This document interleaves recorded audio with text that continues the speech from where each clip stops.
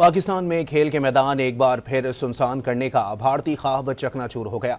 पाकिस्तान में भारत और अफगानिस्तान का दहशतगर्द गठजोड़ क्लीन बोल्ड हो गया। पाक श्रीलंका दोस्ती नॉट आउट रही।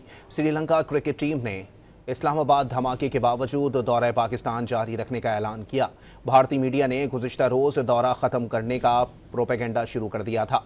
अब सीरीज के मैचेस सिर्फ एक रोज की ताखीर से होंगे।